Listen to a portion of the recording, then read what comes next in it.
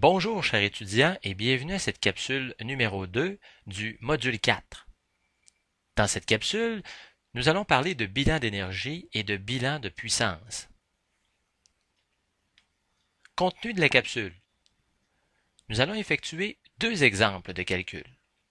Le premier est un calcul des besoins énergétiques impliquant un changement de phase. Le deuxième exemple est un bilan de puissance et pour effectuer cet exemple, nous allons utiliser un échangeur de chaleur. Dans les problèmes métallurgiques que vous aurez à effectuer, les trois phases peuvent être présentes, soit la phase solide, liquide et gazeuse. Il n'y aura pas de plasma.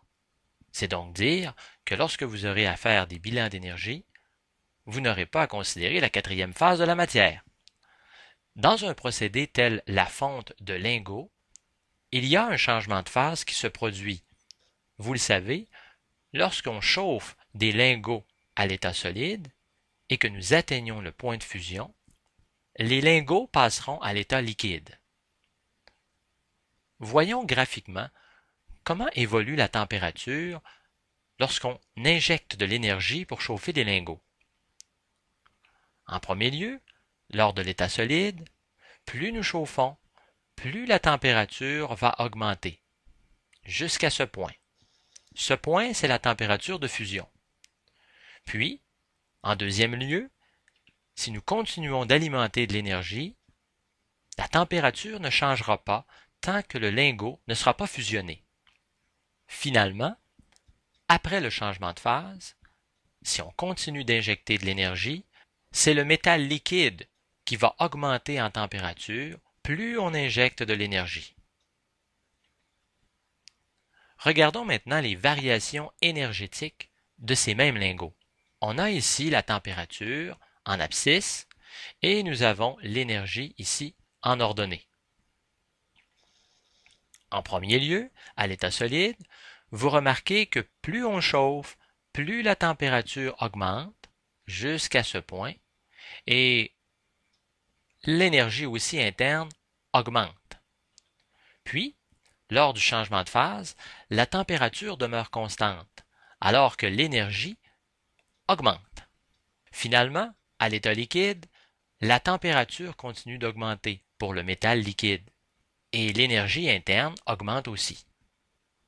À ce point, nous sommes probablement prêts pour la coulée du métal. Effectuons un exemple pour la fonte d'une tonne d'aluminium de 20 degrés Celsius à 720 degrés Celsius. Nous allons calculer les besoins énergétiques sans tenir compte des pertes thermiques. Étape 1. Qu'en est-il de la phase solide? Allons d'abord chercher la température de fusion pour l'aluminium pur. Elle est de 933,5 degrés Kelvin. Vous allez retrouver cette valeur sur le tableau périodique. Écrivons maintenant notre bilan. L'énergie de l'aluminium à l'entrée, qui est à 20 degrés Celsius, plus l'énergie que nous allons ajouter lors du chauffage, va nous donner l'énergie totale de l'aluminium au point de fusion. C'est-à-dire que les lingots d'aluminium, une tonne de lingots d'aluminium, seront encore à l'état solide. C'est la phase 1. Écrivons notre bilan. Il faut se rappeler ici que l'énergie est toujours le produit de la masse multiplié par la chaleur spécifique multiplié par la variation de température. Alors, quelle est l'énergie de l'aluminium à 20 degrés Celsius? Prenons-nous une température de référence? Laquelle pensez-vous? Oui, toujours la même température de référence, soit 25 degrés Celsius ou 298 degrés Kelvin. Vous prenez la masse d'aluminium, vous multipliez par le Cp, vous multipliez par la différence de température entre T1 et la température de référence, et cela vous donne l'énergie de l'aluminium à 20 degrés Celsius par rapport à une référence. L'énergie de chauffage, nous ne la connaissons pas. C'est ce qu'il va falloir calculer. Et pour calculer l'énergie de l'aluminium à 933,5 degrés Kelvin, c'est donc T2 que vous allez injecter juste ici alors que votre CP, vous allez le calculer avec la table Excel que vous connaissez très bien. Substituons les valeurs. Voici ce que ça donne. Vous avez ici 1 tonne d'aluminium multiplié par le CP qui a été calculé à même le tableur Excel. Le delta température ici qui est de moins 5 degrés. L'énergie de chauffage ici que nous ne connaissons pas, c'est la variable que nous allons isoler. Et vous êtes capable de calculer ici l'énergie portée par 1 tonne d'aluminium à 933,5 degrés Kelvin. N'oubliez pas ici le CP moyen entre 298 et 933,5 n'est pas le même que le CP moyen entre 293 et 298 Kelvin. Vous calculez le tout et vous obtenez une énergie nécessaire pour chauffer le lingot de 20 degrés à 933,5 Kelvin qui est de 670 mégajoules. Voilà, la première étape est complétée. Poursuivons. Vous devez maintenant calculer les besoins énergétiques pour la fusion d'une tonne d'aluminium. Donc, la température ne change pas. Il vous faut donc aller dans le tableau périodique trouver la valeur de l'énergie de fusion. Cette valeur est de 10,79 kJ par mol pour l'aluminium. Ainsi, pour fusionner 27 g d'aluminium pur, il vous faut donc fournir 10,79 kJ. Combien avons-nous de grammes d'aluminium dans une tonne?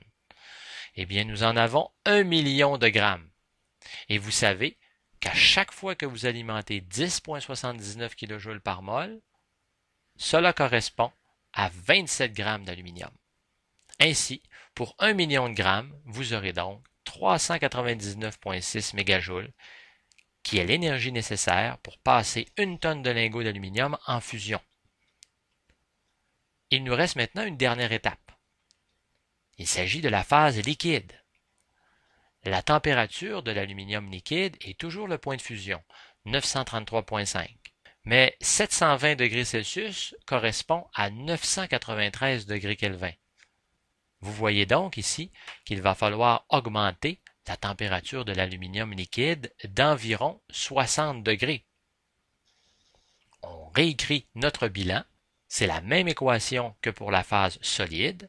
Donc l'énergie de l'aluminium à 933,5 Kelvin plus l'énergie nécessaire pour chauffer l'aluminium va nous permettre d'atteindre 993 degrés Kelvin.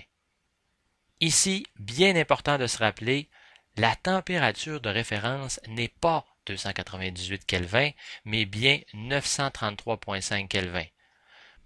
Si vous allez dans le chiffrier Excel pour calculer les chaleurs spécifiques et que vous inscrivez 298 Kelvin, cela ne fonctionnera pas, car ce CP n'est valide qu'à partir du point de fusion, soit 933,5 degrés Kelvin. Vous substituez les valeurs, je crois que vous êtes très habile maintenant pour calculer des CP et comprendre l'équation qui permet de calculer une énergie, et vous allez isoler l'énergie nécessaire au chauffage pour la partie liquide.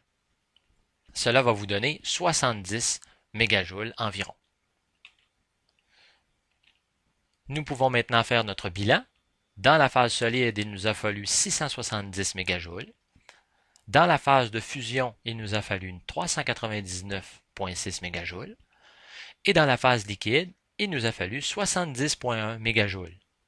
Au total, 1140 mégajoules ont été nécessaires pour passer 1 tonne de lingots d'aluminium de 20 degrés Celsius à 720 degrés Celsius.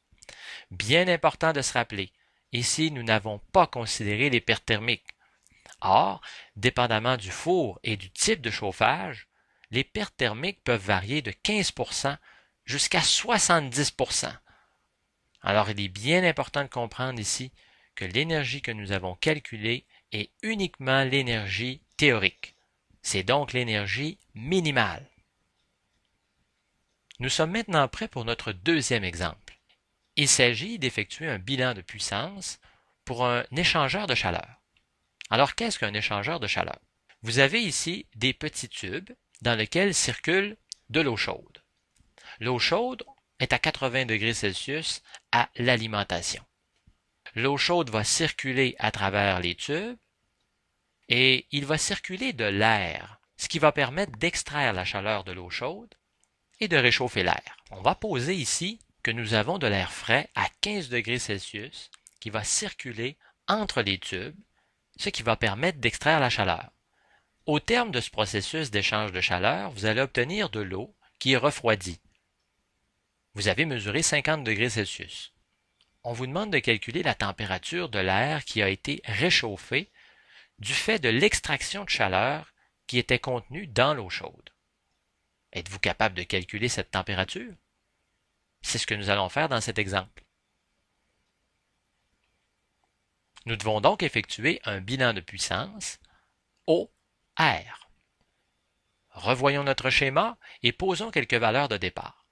Nous avons toujours nos températures 80, 15 degrés Celsius pour l'air frais, 50 degrés Celsius pour l'eau refroidie, et nous allons poser un débit d'eau de 60 litres par minute qui circule à l'intérieur des tubes, et nous allons poser un débit d'air de 7500 SCFM. Oui, ce sont peut-être des unités que vous connaissez moins. C'est normal, il faut bien se pratiquer. Pour résoudre ce problème, nous devons absolument écrire notre bilan d'énergie. Commençons par l'entrée du système. Nous avons de l'eau à l'entrée du système qui possède un CP que vous allez pouvoir calculer et nous savons que cette eau entre à 80 degrés Celsius, soit 353 degrés Kelvin. Nous avons aussi de l'air qui entre dans le système et l'air est à 15 degrés Celsius, soit 288 Kelvin. Qu'avons-nous en sortie? En sortie, nous avons de l'eau qui est à 50 degrés Celsius, parce que vous avez mesuré cette température, ce qui donne 323 degrés Kelvin. Et en sortie, nous avons de l'air qui sort, un peu plus chaude qu'elle a entré, puisqu'elle a extraite de la chaleur de l'eau. La température de sortie de l'air est inconnue. C'est ce qu'il va falloir calculer. Est-ce que vous voyez bien que dans cette équation, vous n'avez qu'un seul inconnu? C'est bien important de situer où est l'inconnu, parce que si vous aviez deux inconnus dans cette équation, vous ne pourriez pas résoudre. Il y aurait une infinité de solutions. Il n'y a aucun apport d'énergie dans ce système, ce n'est qu'un transfert d'énergie entre l'eau et l'air. Le débit d'air est en SCFM. Un SCFM, c'est 1 pied cube d'air par minute à 0 degrés Celsius. Nous ne sommes pas habitués de jongler avec des SCFM. Alors nous allons transformer les SCFM dans un système d'unités que vous connaissez mieux. 7500 pieds cubes par minute que l'on doit donc convertir en kilogrammes par seconde. Pourquoi? Parce que nous utilisons les kilogrammes lorsque nous exprimons les CP.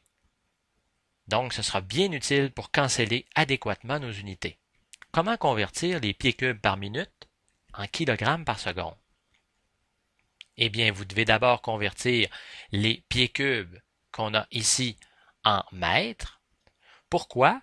Parce que vous allez utiliser la densité de l'air pour justement vous permettre d'éliminer les mètres cubes. En bout de ligne, il va vous rester des kilogrammes et des secondes. Vous vous rappelez comment calculer la densité de l'air? Sinon, refaites-le sur un bout de papier. Nous avons déjà fait cet exercice précédemment. C'est très important que vous maîtrisiez cela. Finalement, on obtient un débit massique de 4,557 kg par seconde. Poursuivons maintenant avec notre calcul de puissance. La puissance de l'eau à l'entrée se calcule simplement en substituant toutes les valeurs, des valeurs que vous connaissez. Le débit d'eau a été donné en litres par minute. Or, vous savez que la densité de l'eau est de 1 kg par litre. Donc, 60 litres par minute, c'est aussi 60 kg par minute.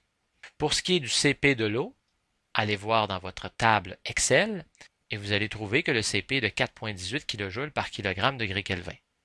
Vous effectuez les produits et vous obtenez 229,9 kW.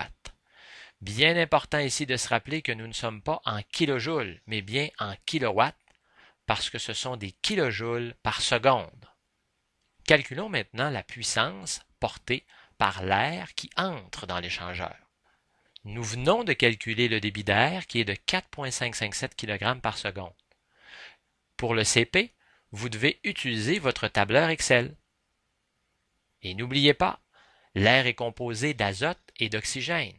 Ne considérez pas qu'il y a peut-être 0,5% de CO2, CO et autres gaz. Vous effectuez les calculs et vous obtenez moins 46,65 kW. La valeur négative signifie simplement que la température actuelle de l'air est inférieure à la température de référence. C'est pour ça que vous obtenez un signe négatif. Poursuivons maintenant avec la puissance portée par le flux d'eau en sortie de l'échangeur. Nous sommes bien d'accord que dans ce système, le débit qui entre en eau, c'est le même débit qui sort du système. Vous avez le même CP ici qui est de 4,18 et vous avez votre température de sortie de l'eau qui est de 323 Kelvin, soit 50 degrés Celsius. Vous effectuez les produits et vous obtenez 104,5 kW. Finalement, pour calculer la puissance de l'air qui sort du système, vous avez toujours le même débit d'air massique, et c'est très important d'utiliser un débit d'air massique parce que si vous aviez calculé un débit d'air volumique, celui-ci aurait nécessairement changé car l'air se comprime et son volume change en fonction de la température. Vous avez aussi le CP à calculer. C'est un problème ici de calculer le CP parce que le CP dépend de la température de sortie. Or, c'est précisément la variable que vous devez calculer. Alors, comment allez-vous faire pour estimer la chaleur spécifique si vous ne connaissez pas la température de sortie de l'air? C'est là qu'il vous faut raisonner. Et pour vous aider, voici le genre de raisonnement qu'il faut faire. Il faut faire une hypothèse pour la température de sortie de l'air pour être en mesure de calculer le CP. Comment faire cette hypothèse? Voici graphiquement ce qui se passe dans un échangeur de chaleur. Vous avez ici de l'eau chaude qui est à 80 degrés Celsius et qui va atteindre une température de 50 degrés Celsius en sortie. Maintenant, qu'en est-il de l'air? L'air entre à 15 degrés Celsius et finalement va atteindre une température plus élevée en sortie de l'échangeur. Est-ce que vous croyez que l'air réchauffé peut atteindre une température supérieure à 80 degrés Celsius? C'est impossible.